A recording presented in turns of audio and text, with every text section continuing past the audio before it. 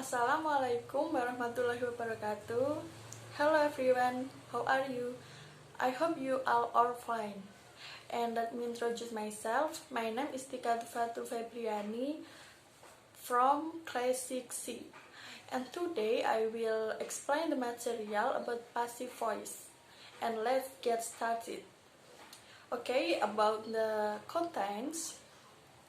The first is definition, yaitu pengertian dari passive voice tersebut, and the second is karakteristik atau ciri-ciri dari kalimat passive voice, and the next is formula atau rumus, and the last is example atau contoh dari kalimat passive voice. Okay, first material is about definition of passive voice.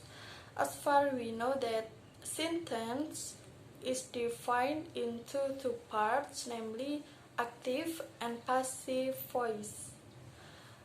And definition of passive voice is passive voice occurs when you make the object of an action into the subject of a sentence.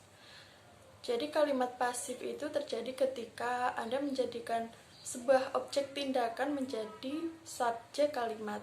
Dengan kata lain, subjek kalimat tidak melakukan aksi, melainkan menerima aksi. Karakteristik atau ciri-ciri dari kalimat passive voice tersebut, yaitu yang pertama, the passive voice sentence always contains to be and verb 3. To be sendiri dibagi menjadi 3 bagian, yaitu present, past, and future. Untuk present, to be-nya yaitu is, am, and are. Untuk past, itu was, were, and future itu will be. Dan verb 3 adalah kata kerja bentuk ketiga dalam kalimat bahasa Inggris. Kata kerja bahasa Inggris. Oke, selanjutnya, passive voice sentence generally use the adverb by. Jadi kalimat passive voice itu biasanya ada tambahan by, tapi itu bersifat opsional atau tidak selalu ditambahkan.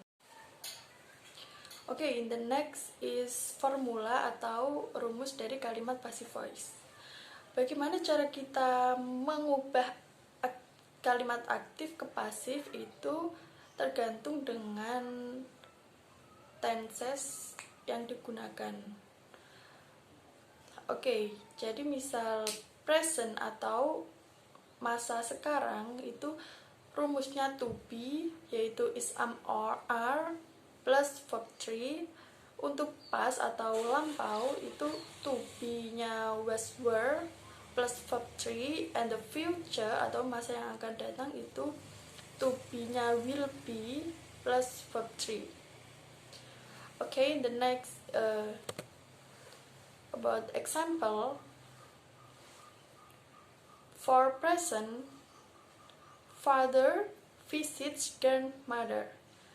Kalimat tersebut masih aktif, yaitu menurut rumus dari simple present tense.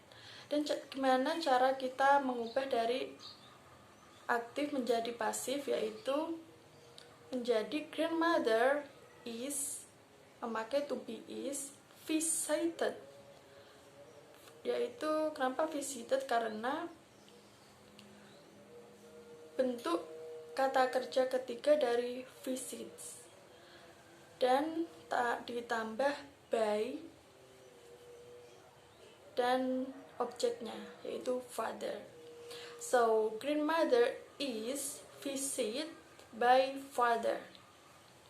Dan untuk contoh yang pas atau kalimat lampau, yaitu menjadi grandmother was, yaitu memakai to be was kalau lampau, dan visited sama, yaitu kata kerja ketiga dari visit, yaitu visited by father. Dan untuk future, yaitu kalimat yang akan datang menjadi grandmother will be. Jadi to be-nya diganti dengan will be. Visited sama untuk ketiga kata kerja dari visits plus by and subject, yaitu father. Okay guys, that's all my presentation. I hope my video is useful for all of us. And last I say, wassalamualaikum warahmatullahi wabarakatuh.